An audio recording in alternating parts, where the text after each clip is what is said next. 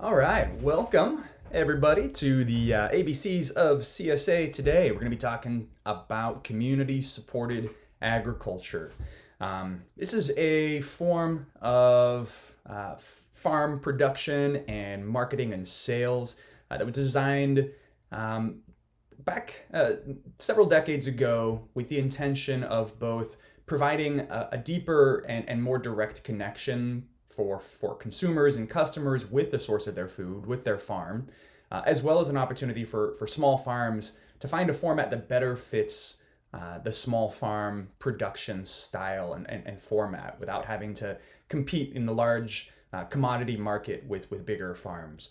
So first off, I'm going to start off with just an overview of what exactly is CSA.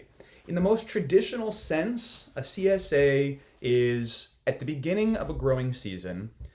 You have customers come together, and instead of becoming simply customers as you would, you buy individual products, you actually become a member of that farm. So before anything is actually grown, usually it depends on what time of where you live and what the growing season looks like. But typically in the winter, maybe early spring, you get members together and they buy into a share of that farm, and they become a member of that farm for the entire growing season. So you purchase a CSA share before the spring growing season.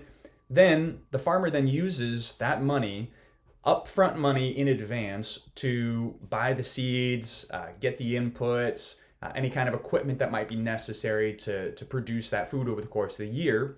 And then over the course of the next several months, maybe half a year, in some cases it's year round depending on your location, the farmer provides a weekly supply. Usually it's weekly, can vary, but typically it's a weekly supply of vegetables to those members and provides that to them in a variety of ways: delivery, pickup, things like that. So what it allows for is, for the farmer, of course, is you have that upfront capital, but also for the consumer. Why is it important to the consumer? Is because they get a chance to really understand how agriculture works. They get to eat seasonally. They're not going to the grocery store and buying, tomatoes that have been shipped in January from halfway across the world. And they're actually really able to savor the seasons, be in connection with the source of their food. And it's just a much more direct way for folks to know where the food is coming from and actually be a collaborative, participatory part of local agriculture.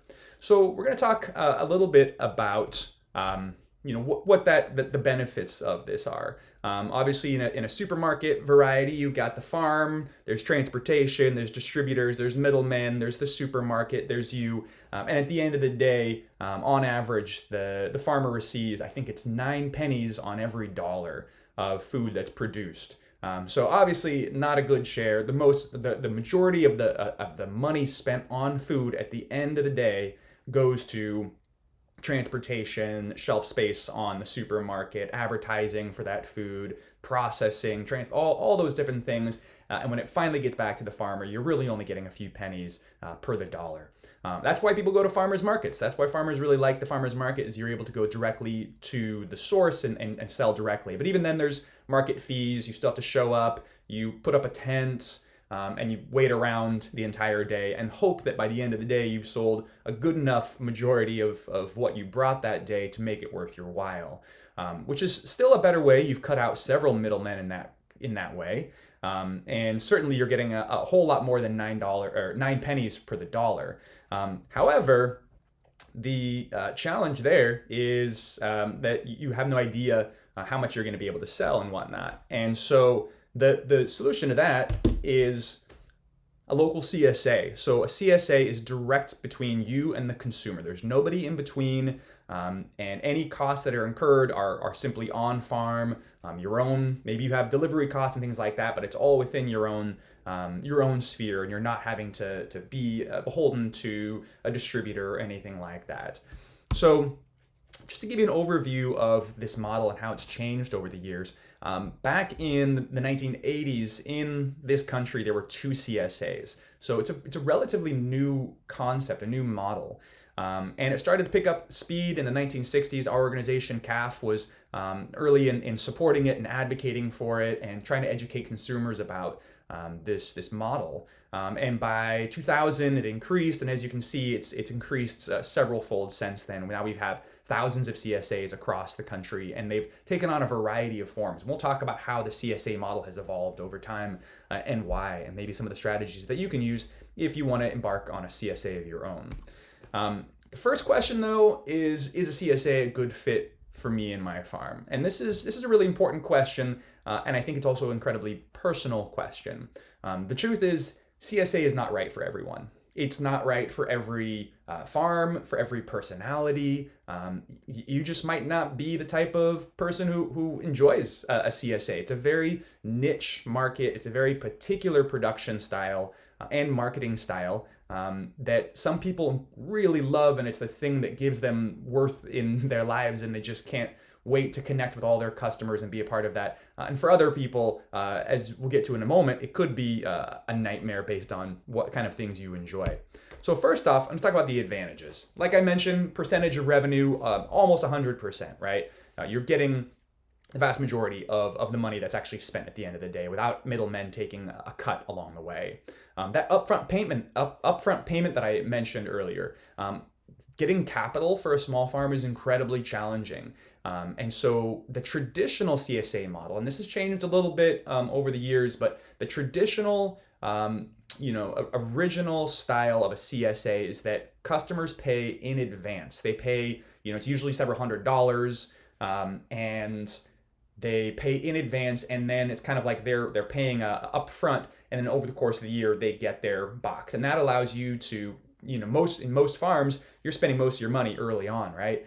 And so to get the seeds, to get all those equipment, you're able to take advantage of having that money up front, and then you can start back over with new members in the spring. Early marketing, more time to farm. This is another important element, is when you're, in the busiest on your farm, harvesting out there in the middle of the summer, to have both production at its peak and also trying to sell that produce at its peak is, that's incredibly stressful, as any farmer knows, trying to move product and grow it at the same time. In the case of a CSA, you're doing as much marketing as you can in the winter. You're trying to get all those members, you're telling people about your CSA. Most of that takes place there, so that by the time spring rolls around and you start getting really busy, you can focus on the farm. Another thing is just loyal customers. These aren't people who are just going to the grocery store and looking for the best price. These are people who really care about their food, and they come back, and they're really committed to the model and committed to the farm. Another pro is that there's no standard pack or grading, right? It's as simple as it comes when it comes to like regulations. You don't have to worry about GAP certifications or any kind of things like that. It's really just you and the farm. There's a few regulations, obviously. You still gotta abide by like food safety regulations and things like that. But when it comes to the world of farm sales, distribution, and production, CSA is actually one of the simplest to navigate. Another thing is deep relationships with customers and community building. CSAs are a lot more than just about selling food products to a customer. It's about a community. People who join a CSA feel as if they belong to a community, that they're doing something good, that they have a connection with the source of their food, and there's a lot of meaning in that, a lot of community. People meet each other through their CSA members. Sometimes there's events and picnics and harvest parties. It's a really cool way to build community around food and around agriculture. And then the last thing is flexibility of crops and timing. It's not like the CSA customers that you have, they might be able to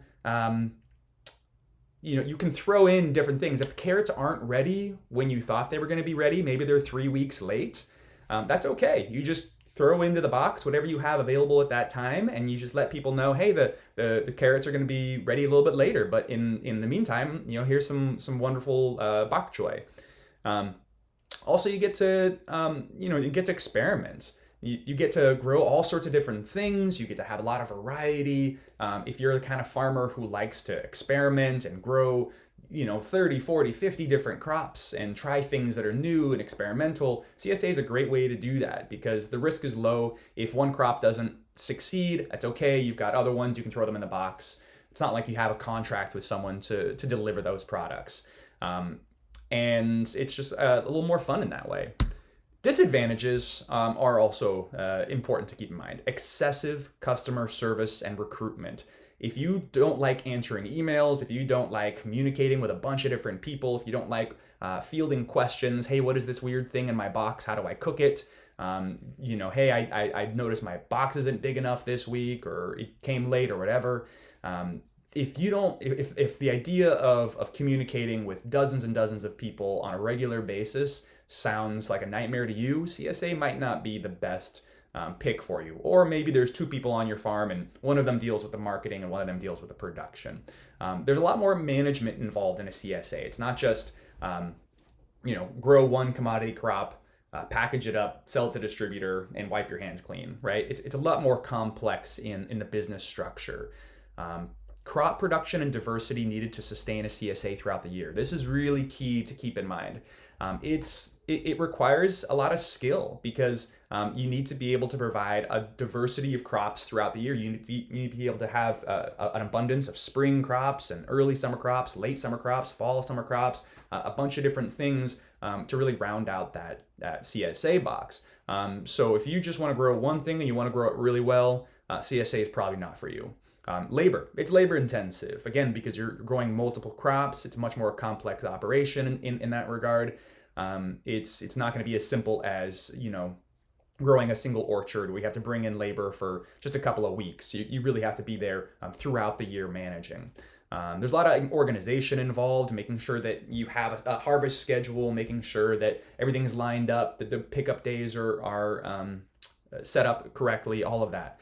And then the last thing is social media savvy is often required. So I know there's a lot of older farmers or just farmers who are maybe tech averse.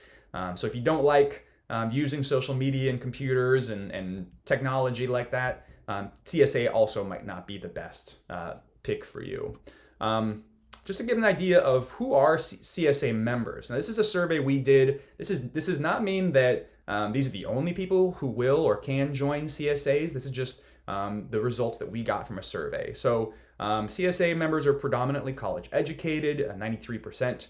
Median income is pretty high, and there's a lot of CSAs that sell into big cities, San Francisco and LA and things like that. That does not mean that lower income people or people not making $125,000 are not CSA customers, but typically the CSA veers towards the higher end of the spending spectrum, which of course in a place like Modoc County might be a little bit lower. Average age, 37 years old, average household size, 2.7. So it's usually a couple, maybe a couple with a child or two.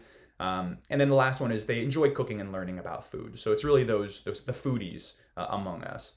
Now, recruitment is incredibly important. How do you find CSA members? That's one of the most important and challenging things for any CSA farm, and it's again what you spend most of your winter focused on.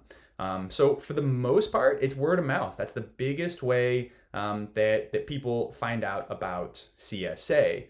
Next up is farmers market. If you have that's kind of the diversification opportunity. If you're already selling at the farmers market, you can tell people you have a CSA. That's a good way to get in touch with folks. Online search, make sure you can be found on the internet, a good website, social media. We'll get to that in a minute. Local harvest, another online website to check out, news articles, and then pamphlets, advertising, social media, all of that. And this is an older thing, so I think social media has probably increased since we have this survey. Now, one of the other challenges is turnover. Not everybody comes back. So according to our statistics, almost more than a third of people do not come back. So you're able, if you do a good job and you're communicative and you provide a great CSA throughout the year, you can probably hold on to 2/3 of your customers, which means every year you're going to have to find at least another third of your customers. So again, turnover, it takes a lot of work. All that recruitment takes a lot of work. So when we talk about retention, what are the strategies to keep your CSA members engaged? What affects retention? These are the things that we found through our surveys that keeps people at a CSA. They like fruit in their standard shares. So the more fruit you have, we found that the CSAs that offer fruit have a greater retention. We find that CSAs that offer all organic practices have a much greater retention rates. People who join CSAs care about how that food is grown. So communicating your organic or sustainable practices is really important. And then a little bit on the longer season. So the longer you can provide that CSA throughout the year, the better. Of course, in a place like Modoc County, it might be a little shorter season, but as the further you can stretch that season, the better off you are to keep your customers. Now, why do people quit CSAs? These are the top reasons. Lack of choice, mix of product, too little diversity, food waste, or they didn't feel valued or perceived an indifference from the farmer. It was just sort of, they didn't care about their customers. And this is really important to keep in mind. This is one thing we hear over and over and over again from customers about this lack of choice and product mix.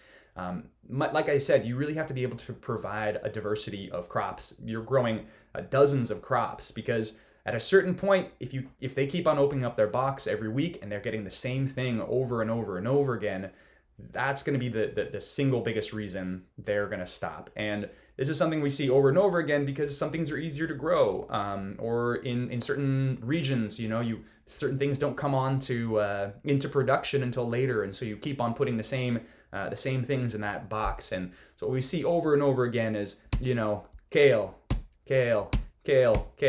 too much kale, right? When they've opened the box and 2 months in and they're still getting the same kale and they haven't seen a single berry or something like that, that's usually when they're going to quit. So you have to think about crop planning to make sure you have that diversity to keep your customers. Now, the last big challenge, and this is a new one. Like I said, the CSA started way back in the 1980s. And back then, the goal was, how do you even convince people that this sort of produce box concept is even a thing? You have to educate people. Now, one of the biggest challenges is that you have a whole new market for what I call produce box schemes. They look like a CSA, they sound like a CSA, they're packaged like a CSA, but they are definitely not a CSA. All over the country, there are these businesses popping up, many of them venture capital backed, and they've got these, you buy into this thing, and sometimes they even use the word CSA, community supported agriculture, but it's not. It's basically a distributor who is aggregating products and putting them in a box and marketing it really well and selling it to people who think that they're connected with their local farm. Here's one I just found online, Farm Box Direct, and the ad that I read said, if you live anywhere in the continental US, you can get Farm Box Direct shipments of healthy fruits and vegetables. Farm Box Direct guarantees all organic and natural produce plucked from local farmers. Now, notice that most important thing there is local farmers. They're telling you that no matter where you live in the country, this one company can get you food from local farmers. Now, obviously, that's totally impossible if they're providing it to anywhere, because they're not local if they're shipping to anywhere, right? So it's a total scam, but people fall for it, and that's one of the biggest challenges that CSA farmers now have to face, is they're now competing with these bigger, more convenient business models, these produce box models.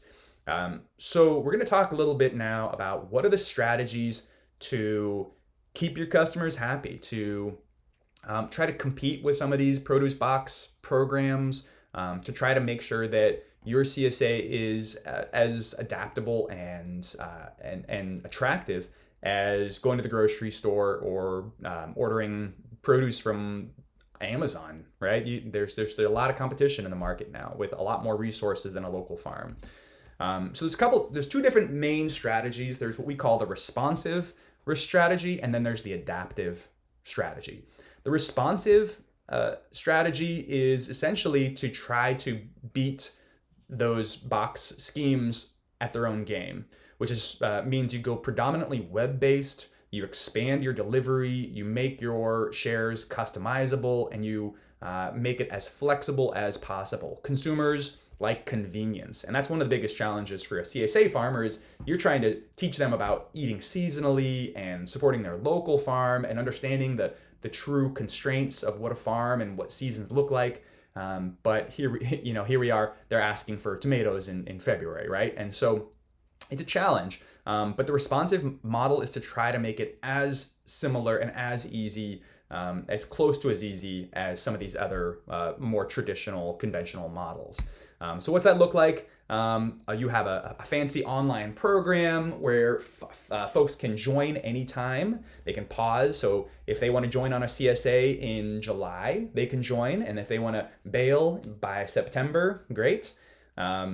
If they want to add or remove a product, they use this fancy software, and they can up their sizes, they can decrease their sizes, they want to exchange this for that and then move it around, and essentially like shopping on Amazon, but for your CSA.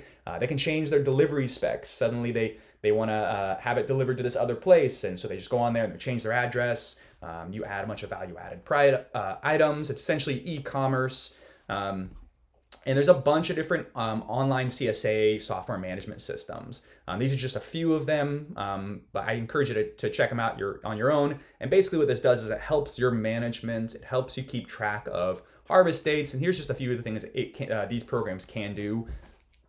Automated reminders to all your members. They help craft newsletters and invoices for customers. Customers can customize their shares and buy extras, harvest and pack lists, so it actually helps you in your production practices based on the what you set up at the beginning of the season. It can print box labels and pack individual boxes, rate all vegetables at the beginning of the season, so you have a better idea of what customers are saying and what they want and be able to respond to that. You can get a box based on those preferences. They can actually customize it for you through these systems. Folks can swap items and buy extras before delivery, and just essentially like, Amazon, going on Amazon, right? You just move things around. Or you can get automated recipes based on a final box content. So all this stuff is automated. It makes it really easy. Now, the challenge, of course, with all this is if you have a big, well-organized farm, this is a great model. And I would encourage you guys to check out this software system. And I would encourage you to check it out. These software systems are for farms of all sizes. But a lot of these customizable, customer convenience type programs. If you're just starting out, if you're growing a CSA for 50 people on just an acre or an acre and a half, this might not be the best strategy for you. There's certainly costs involved. You're looking at least a few $100s plus a percentage of either the sales that go through these systems or a monthly cost. So there is that cost to keep in mind, but also just it's a lot of to try to do customizable with a small farm that's just getting started might not be the best fit for you. So we're going to talk now about the adaptive strategy. This strategy is more predominantly relational. So it's all about your connection with your customers. And typically for a smaller farm, and they're more innovative and alternative models that folks of any scale and any experience level can do without having to try to become Amazon. One is the choice market and the farm card. This is a really cool one where basically, especially if you have a farmer's market or maybe you have a farm stand, what you do in this sense is instead of people buying into a subscription where they purchase the whole year and they get a box of fixed stuff. Instead, at the very beginning of the year, you sell farm cards. And let's say it's a farm card for $300 worth of produce. They buy it in advance, and then throughout the growing season, they can show up to your farmer's market booth or to your farm stand. Or maybe you have a special day that you open up on your farm, and people can just show up and buy whatever they want. And the cool thing about that for the customer is that, if they just want to buy a bunch of tomatoes because they want to do a canning project, or maybe they're only available for part of the year or whatever it might be, they can buy, they can spend half their entire card in just a single week.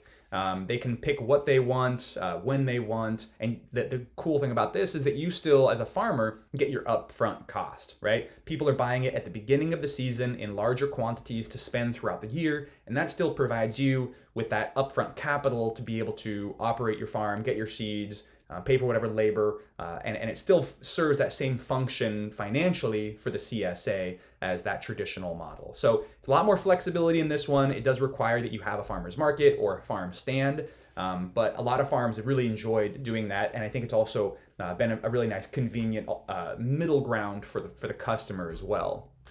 Another one is multi-farm. trying to grow enough variety, like I mentioned, is really tough, and it's tough for the farmer, and it's tough for the customer to be okay with that, right? So if you can collaborate with other farms, maybe there's another farm that grows better corn. They grow really great corn, you grow really great leafy greens. Maybe they're in a slightly different microclimate and they can get things earlier than you, but you can maybe keep the lettuces going into the summer, whatever that might be. It's a really great way to try to spread the burden of trying to maintain that diversity of crop for your customers. So partnering with other farms is really great way to bulk up and diversify that and take off some of the pressure from you to keep everybody happy and well fed.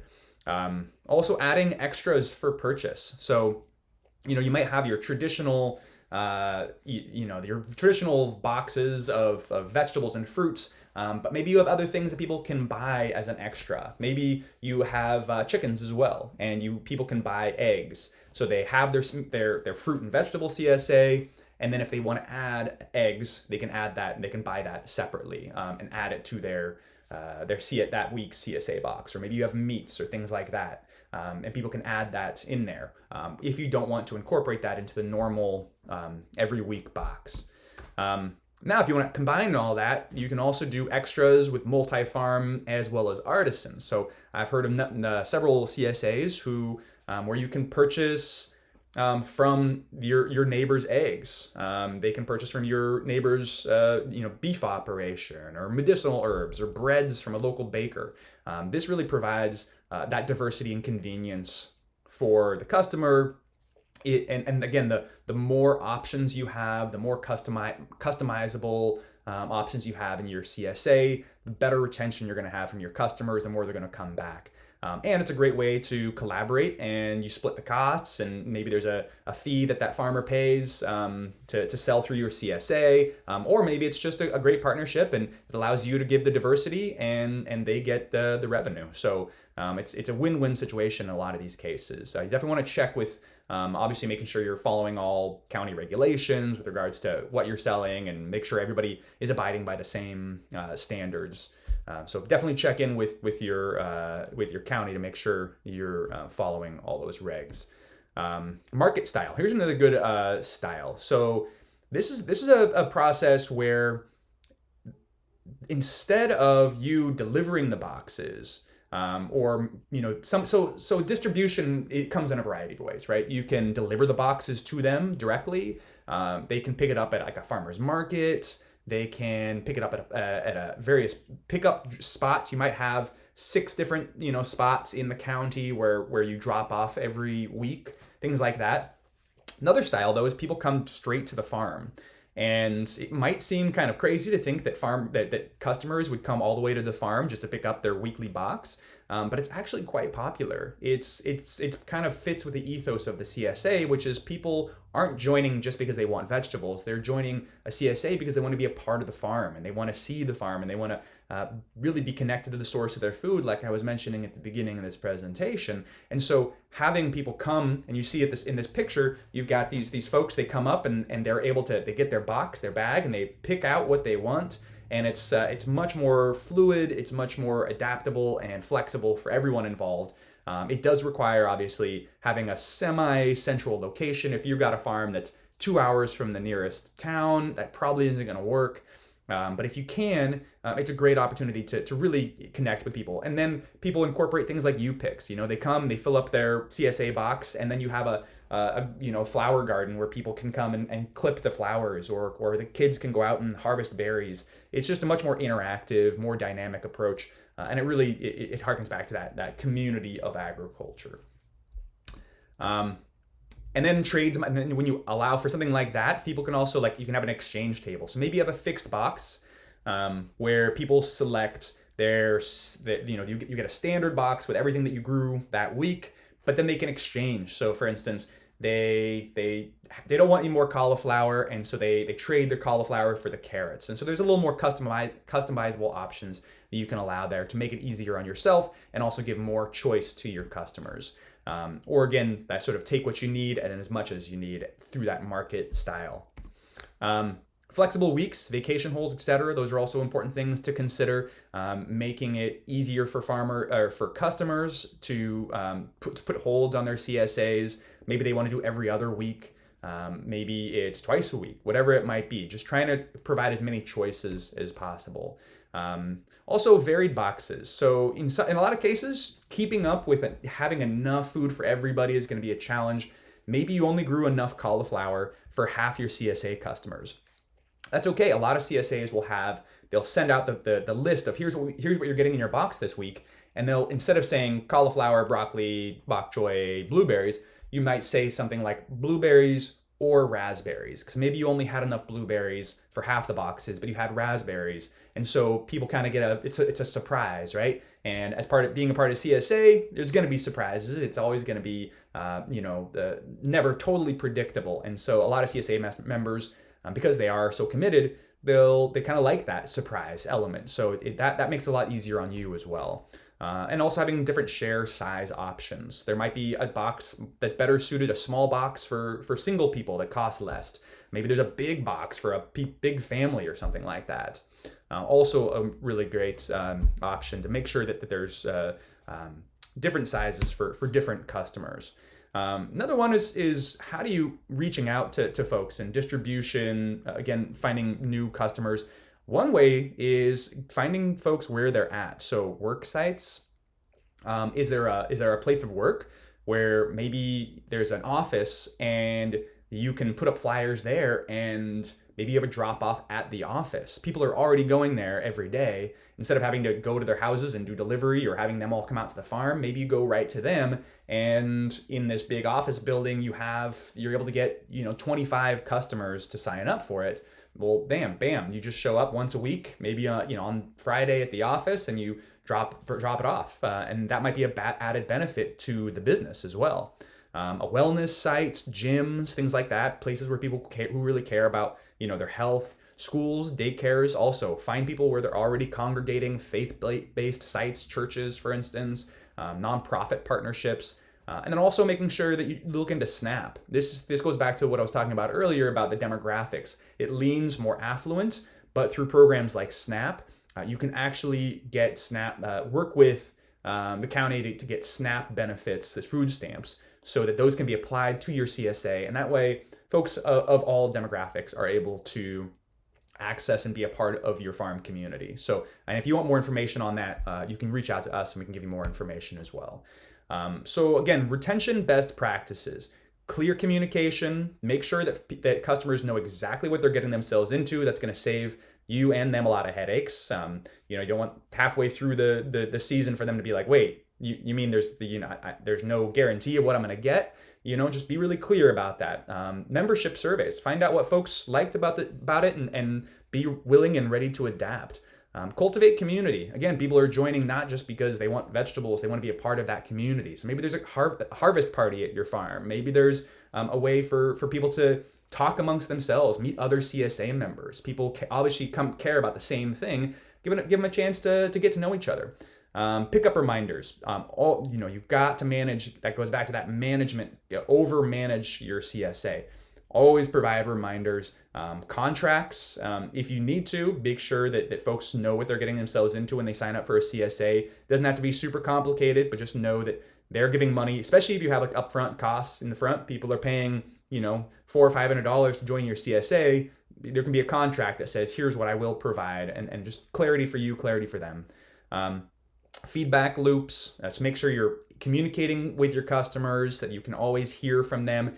Again, if you hear them saying, if you don't know that they're frustrated every time they get kale in their box, you don't know that you should be changing that. So you're going to keep doing that. So just try to open up those feedback loops and give opportunity for customers to talk to you.